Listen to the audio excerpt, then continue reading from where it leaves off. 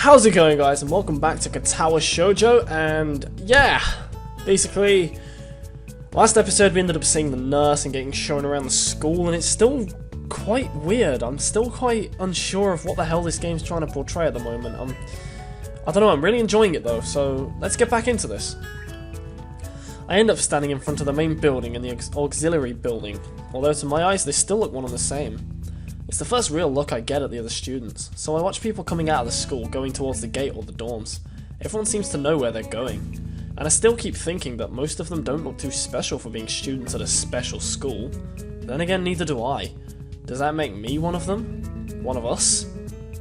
I should go somewhere too, to prevent me from getting lost. It's around dinner time, but I feel tired instead of hungry. The weariness in me only grows as I trudge towards the dorms, set a little way apart from the main building complex. There's a garden of sorts between the school and the dorms, shrubbery, flowers, and that overbearing smell of fresh-cut grass that fills the atmosphere. It dawns on my tired mind that the smell feels novel because I haven't been on the outside for too long. The dorm building is big and made of red brick. Like the others, it feels way too pompous for what it is, so I push forward, going inside. It takes more time than necessary to fish out the key I was given from my pocket. Room 119. Despite the ornate exterior, the inside of the dorm is fairly new, functional, and boring. Just like in the main building, the halls and doors are wide to accommodate wheelchairs. The same goes for the elevators at the ends of the hallways. I poke my head around the corner of the common room. Inside, a few students are watching the television. One nods and gives a quick hello before turning back to the TV. Seems that only the girls around here are sociable. I suppose that's perfectly fine with me. I climb the stairs to the upper floor. Here, small corridors branch off from the main hallway.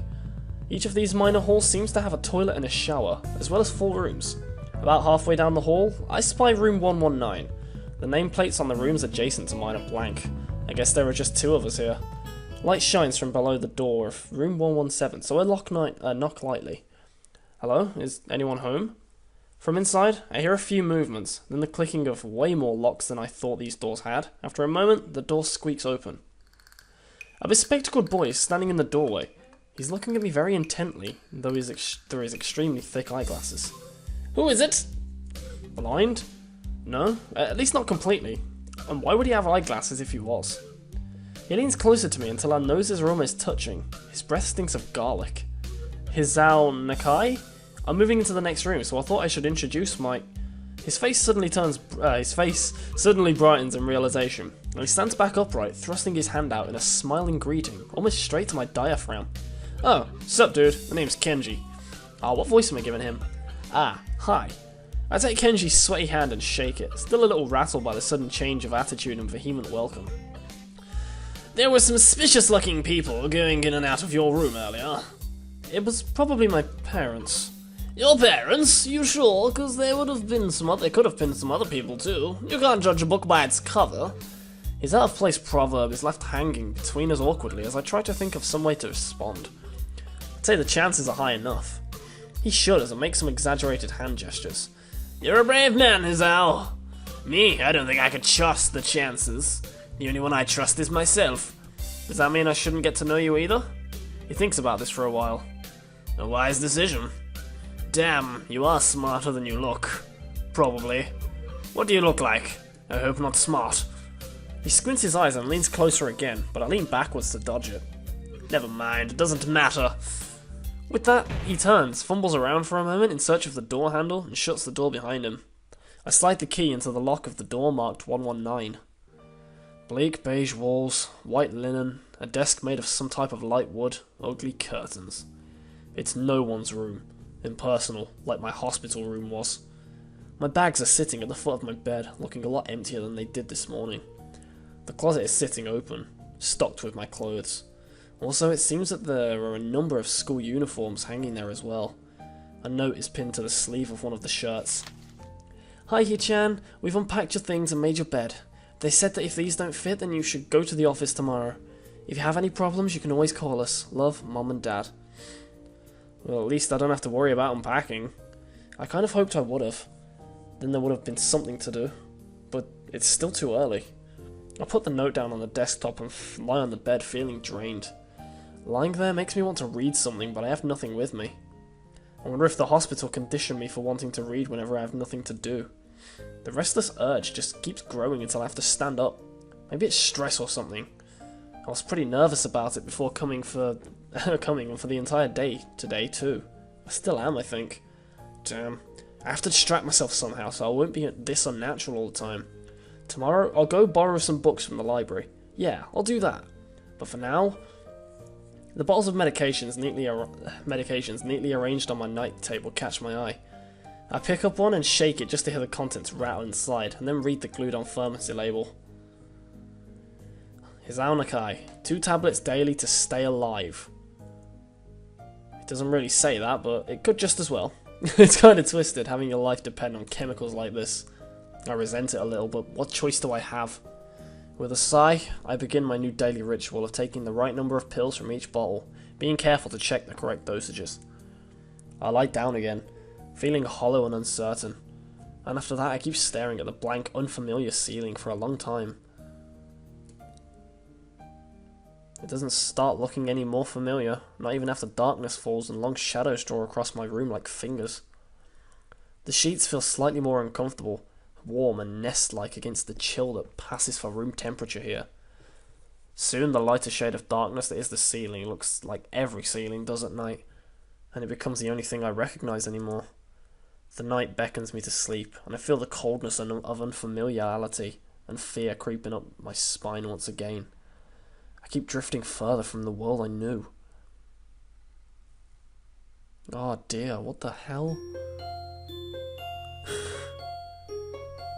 I do still love that little picture of the heart with the plaster on it. It's so adorable. It's like, your heart's poorly, so let's make it better. And it's like a little kid. The only thing they'd know is that plasters make them better. It's so weird. Did I just get a knock on my door? I don't know if I did. Anyway, I wake up in a strange room. Solid morning light shimmers against the light grey ceiling. I'd forgotten to draw the curtains closed last night. This is my room, isn't it? My room. This is the 3rd room this year that I'm supposed to call mine. Various things around here remind me that indeed. It's me who's supposed to be the one living here. My bag's on the floor, my loose school books on the desk, my numerous medications on the night table. I stare at the bottles for a moment, deliberating, until I open a bottle, shake out a pill, and pop out a tablet from the foil sheet. I down them with a chaser of water without thinking about the chemistry. My uniforms are in the closet. I slink out from under the sheets and stretch my back before dressing up. Putting on a new school uniform feels like dressing in someone else's clothes. The artificial smell of generic detergent invades my nose, but the feeling of fresh cloth against my back is a good one, a natural one. It feels like a school uniform, as it should.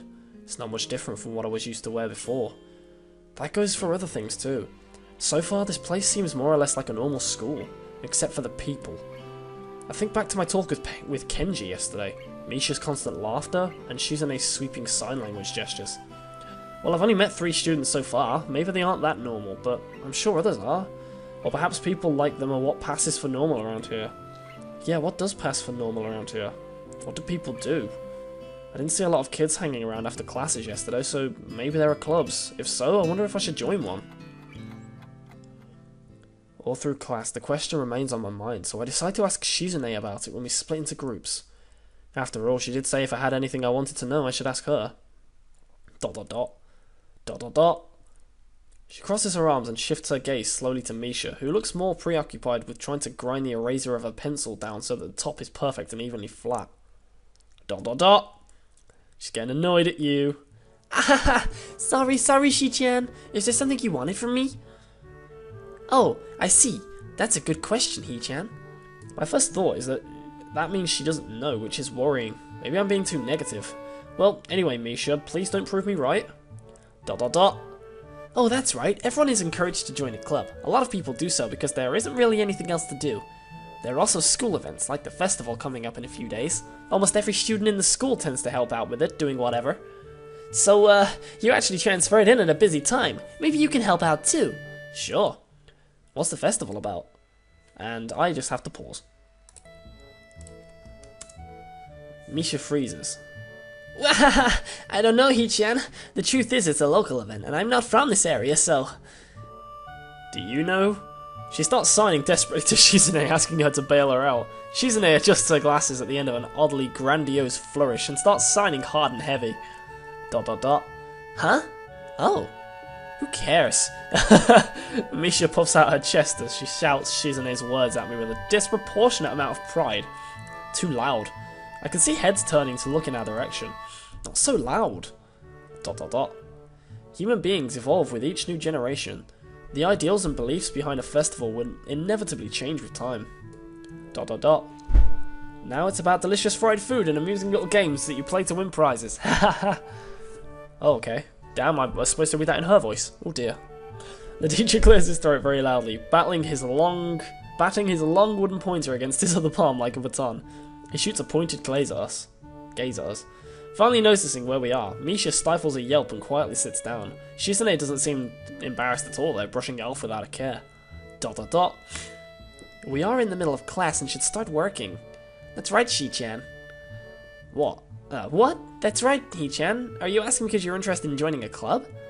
It could have been my eyes playing tricks on me, but I think I saw a suspicious glare exchange between them. Misha's tone has also changed, although it does that every other word anyway. Yeah, I was thinking about it. Misha and Shizune look at each other again. I'm about to ask what they have in mind when something dark flutters in my peripheral vision, catching my attention. Out of the corner of my eye, I see the girl with long dark hair get up from her desk and slip silently towards the door. Doesn't seem like she was working in any group, and no one seems to notice her but me. I glance at the teacher, who's also looking at the dark-haired girl go. Why doesn't he say anything? Hee-chan, is something wrong? Do I look as uneasy as I feel? Or was Misha just looking at me looking after the girl who left? No, nothing. ... Okay, well, like we were asking, you don't have any plans for lunch today, do you? I thought I'd go to the library and pick up some books. Not really. Do you want to have lunch together then? Sure. ...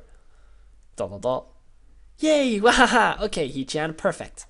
I really don't like doing those wahahas. The rest of class passes uneventfully. The girl with the long hair never came back.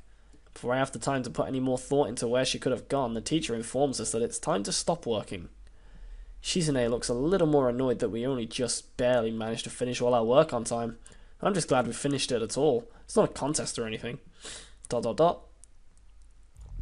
Yes, it is, Hee-chan. Impossible. Really? Really. I've noticed this before, but it's kind of funny how Misha is always moving her hands and signing not only everything she says, but what anyone else is saying at any given time. Obviously, it must be so Shizune can understand it. Her eyes dart back and forth between Misha's hands and me. I don't know who I'm supposed to be looking at. I'm talking to Misha, but that might be wrong. Maybe I should face Shizune. And I'm not used to looking in the direction of the person whose voice I'm hearing, but really. Shizune can't hear me. It would be disrespectful to talk to her only through Misha. Then again, isn't that what she's doing? No, she's at least looking at me. This is all very confusing and it'll take some time to get used to. It's not a contest because contests are competitions over a prize. If there's no prize on the line, it's not really a contest. Shizune's eyes flash dangerously with a competitive glare. She stares at me as if she's surprised that I'm challenging her. I think maybe this is a contest to her. I've never noticed before how dark and blue her eyes are. It's truly an alluring gaze.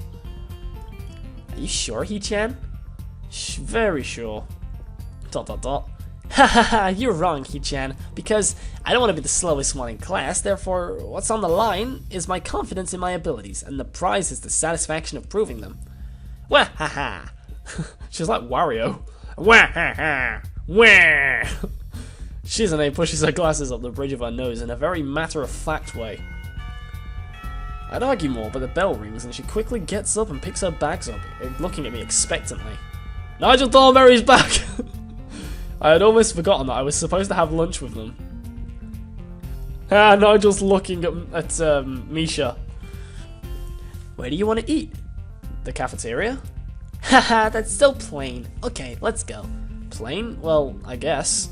At my old school, I liked to eat outside, near the back of the building. It was a good spot, but I didn't find it until near the end of my freshman year. I wonder if there's a similar place to eat here. Misha seems to imply as much. Shizune and Misha pull me towards the cafeteria, which is surprisingly not packed. Maybe some students favour eating in classrooms or outdoors. I saw some of my classmates had boxed lunches. After we finish eating, Misha picks up where we left off earlier. So Hee-chan, you wanted to know about clubs and stuff, right? I have a bit of egg in my teeth and it's weird. I need to get rid of that. That's gone. Wow, I feel so unprofessional. I swear to God.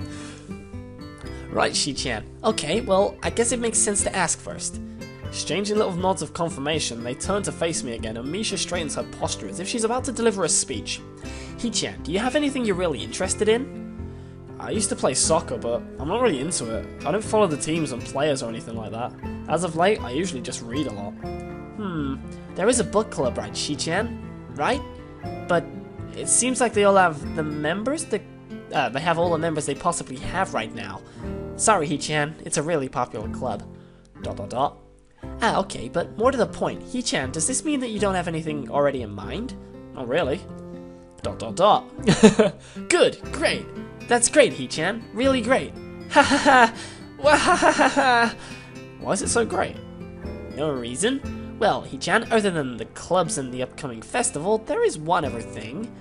Student council! I see. I didn't know the school had a student council. That was a very melodramatic setup, though, just to tell me that. I'm pretty sure the two of them know this because Shizune looks a little embarrassed about it, and Misha is laughing. Shizune quickly retakes control of the discussion, in a manner of speaking. After all, it's still Misha that has to voice whatever she says. Haha, right. Hee-chan, maybe you should join the student council. They could use more people. Yes, definitely. You should definitely join. Why? Well, for one, we could hang out every day, Hee-chan. Shi-chan and I are both in the student council. Actually, Shi-chan is the president. I'm starting to get the suspicion that Shizune and Misha might not exactly be the most unbiased people to talk about with this. As if reading my mind, Shizune quickly adjusts her glasses and signs something to Misha.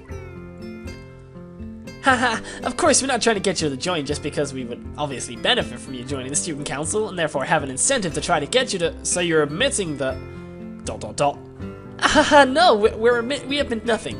I mean, Hee-chan, of course it would be nice if you joined, and we'd appreciate it, but even without all that, joining the student council shows a healthy interest in the workings of one's school. Yep, it's true, Hee-chan. Besides, don't you want to spend time with us after school, Hee-chan?